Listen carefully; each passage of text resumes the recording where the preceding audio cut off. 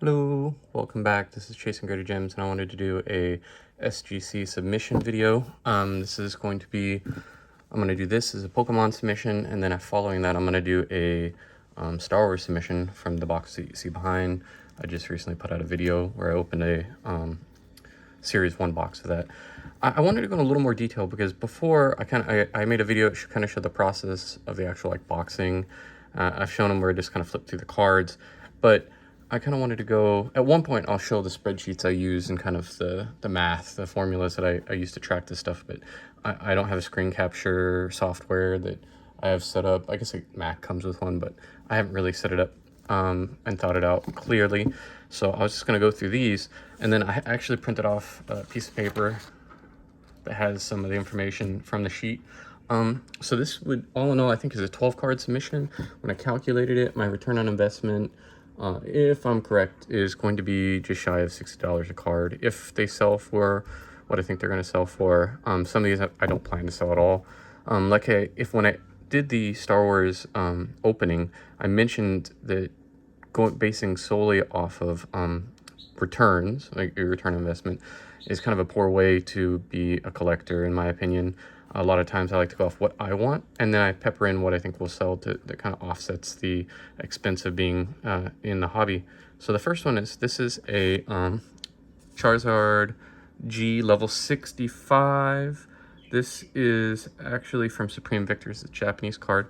I purchased this for, let's see, I think it was in the 20s, $20 or so. It's in pretty good condition.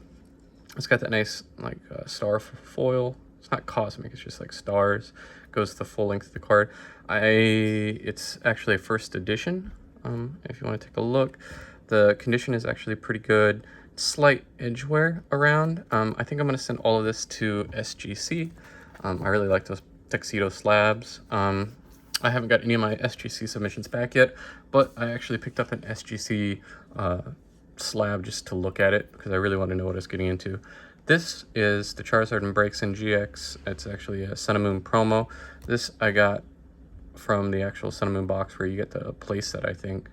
I think I picked it up at Walmart at some point for not that much, and then they've gone through the roof at this point. If I hadn't opened it, it'd be very expensive, but I like having the playmat. It makes for a neat setting. This card I don't think is going to bring me back immediate returns. I doubt if I'll sell that immediately. That's probably going to go into the collection. I like the team-up cards, and this one actually has texture to it. And so I plan on grading a lot of the team-up cards just for my own personal collection.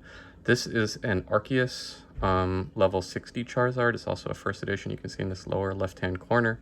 I got this as a set of 3, where around the same era I got the Charizard, the Blastoise, and the Venusaur for I think on a calculator it's like $20 a card. The Venusaur and the Blastoise, you can see a little bit of edge wear here. The Venusaur and the Blastoise, I think that was in one of my mail openings. They weren't in the best of condition. I think this one's in a better condition. I also have, this is a holographic base set, Expedition base set. Blastoise, it's number 4 of 165. This is also in pretty good condition. I picked this up before the price jump for Corona. I kind of sat on it. I wasn't sure if it was in a condition enough, or I wanted to grade it, or I wanted to keep it raw, but I think I want to encase it. Even if it doesn't necessarily get the grade I want, I think it'd be nice to have that encased. Some people don't like just graded cards, they want to keep them raw, but for me, it's like an extra step of protection, and for some of these, they're pretty rare nowadays. Oh, I didn't notice that. There might be a little ding right there, surface ding. That, I don't know. Besides that little surface, there's a little ding in the corner. This is the reverse hollow version of the same card. Once again, I got this back before the price jumps. I think it's a really cool looking card. I really like the artwork from this era. It looks a little more menacing than modern, or any of the kind of more, I want to say childish, but maybe happy, which I like as well. Don't get me wrong. I just think this is artwork that's kind of iconic from that era, with it being kind of more menacing. And then Charizard VMAX, I think this is going to be the 3rd one I've sent out. I've pulled each of these, so I just kind of want to get them encased. And then if I start getting dupes at the same grades, I can start selling them. This is I think this is also one of my mail videos. I bought like 4 or 5 maybe of these Rocket Snorlaxes. This is from 2000, so this is a 22-year-old card at this point. This one's in really good condition for a 22-year-old card. I think it's slightly off center, fatter at the top, but I'm willing to try and roll the dice. I think that's really cool. It's first edition, non-holo. Another Expedition card. This one is the Feraligatr on base set Expedition, number 12 of 165. And once again, with that like iconic artwork, it's a little more menacing than other versions. With him being in the water, it actually looks like he could take a chunk out of you. It's in a different kind of sleeve protector. I think that's like a dragon's lair or whatever they're called. I didn't want to take it out. I don't like pulling them all in and out, in and out again. So I just kept it in that. When I first looked it over, it was pretty clean. Then I have, this is a pull myself. I think I pulled this opening an EV Heroes box. I might have done that for the channel. Same with this. I don't know if I pulled them both on the channel or just one. This is from EV Heroes. These are really hot right now. I was lucky enough. I think I've only pulled 3 alt arts and the whole time I've been trying to chase them. One of them is already, I think, submitted for grading at SGC, which was the Galarian Moltres. But these two, this is the Glaceon and the Vaporeon. I'm not sure which one's my favorite. I kind of think the Glaceon, just because the setting a little more unique. This is just kind of underwater, which is cool, but I wish it was maybe a little more zoomed out so you could see more. But I mean, these aren't VMAX, so they're not giant, so there's not much of a background. And one more is surfing. This is actually called Playing in the Sea Pikachu. I have a PSA 10, a CGC 9.5 of this. I'm gonna try and submit this, like I said, SGC. So I have a slab of each of my preferred grading companies for this. This is actually a really clean copy. All the dust is either in between or on the plastic. When I looked at this under the microscope, under magnification, under a light, this is really clean. There's no scratching on the front. The edges are clean. I think that'll get a pretty decent grade. And then lastly, this is a promo at the same time, the XY era that we in English speaking world got evolutions. This was the promo. So in evolutions, I think it's 111. It's a secret rare. In the Japanese version, it was a promo. So 264 XYP, so it's XY promo. Like I said, and I think this came out, 2016. So not a super old card, but once again, I'm kind of wanting to get like all the promo or the Surfing Pikachus just because I really like them. So looking at these cards, the Surfing Pikachu here, I expect to take a loss at. That's for my personal collection. This one might about break even to double digits, like return on investment. Like the value should be about $10 to $15 more. This one and this one will be considerably greater because I did pull them, so I didn't pay as much as buying them single.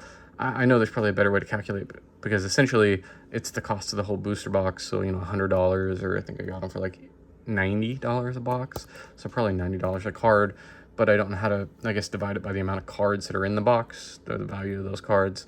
It's too much for me, so I just give it like a baseline $5 for everything I pull. This Feraligatr, I expect, once again, a pretty decent return on investment depending. So for a lot of these, I'll look at recent sales. And right now, SGC doesn't have so many, so I look at CGC. I don't do a weighted average, but I try to ignore anything above a 9, so 9.5 tens. I don't calculate anything below a 7. I don't calculate in. That's the range that I'm looking for.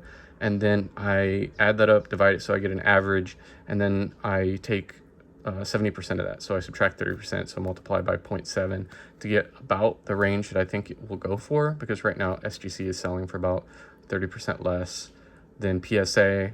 And it'd probably be more comparable to CGC, but I like to underestimate so I can be pleasantly surprised.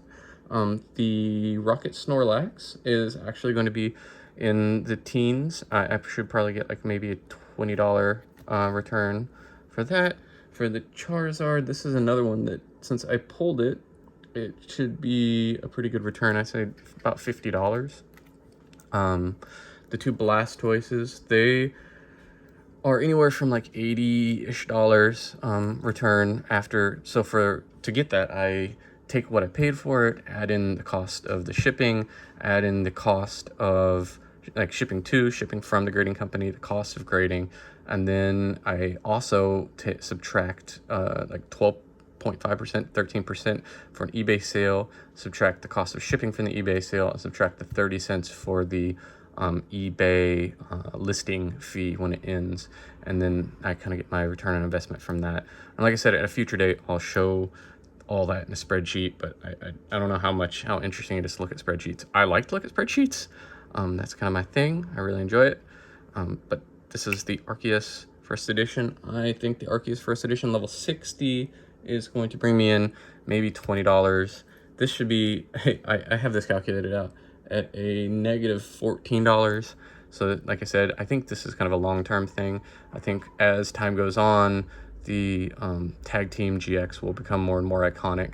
People kind of got into the hobby a lot. There's that boom with coronavirus and people being able to sit at home and kind of chase their prior nostalgic memories, I guess you could say. You know, they got into the hobby after being out for a very long time. They saw it as something they might be able to invest in and make a little bit of money. But I think that this came right before that, and even though people are exiting the hobby now as the boom is busted, I think this era is going to be iconic for people who were in it before, as seeing kind of like a nostalgic time before it became such a stonk fest. You know, like this is when it was purely just for the enjoyment. Like I literally picked this up at Walmart.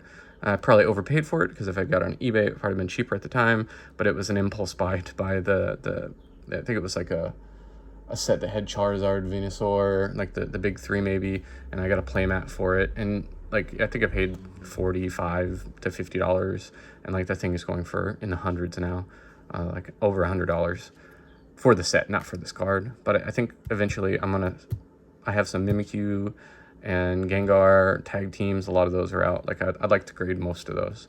And then this guy with the G level 65, I have this coming in at a slight loss as well of like $1. I think as well, like these, anything with Charizard's worth kind of grading. I don't chase Charizards as much.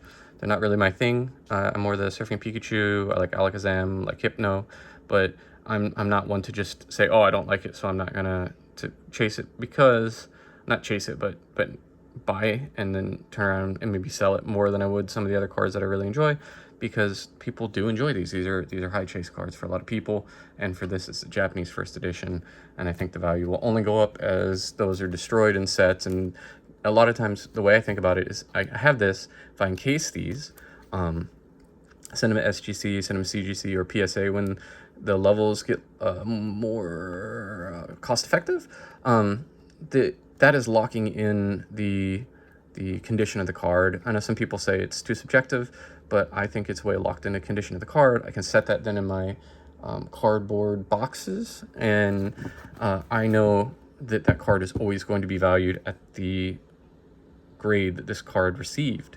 Now, if I had it as a raw card and it's sitting in a binder, it's being moved around. As much as I keep them in really good condition, you could always hurt it, and the only way you're going to hurt this is if you crack the slab. So for me, it's more about encasing it, entombing it, and keeping the value at that level for the foreseeable future. And if there is ever a demand increase, you have that in a graded copy to turn around and offload if you wanted to, or you can always just have it as something that you can put on a wall or display on a shelf somewhere. So this has been Chasing Graded Gems. I appreciate it. Until next time.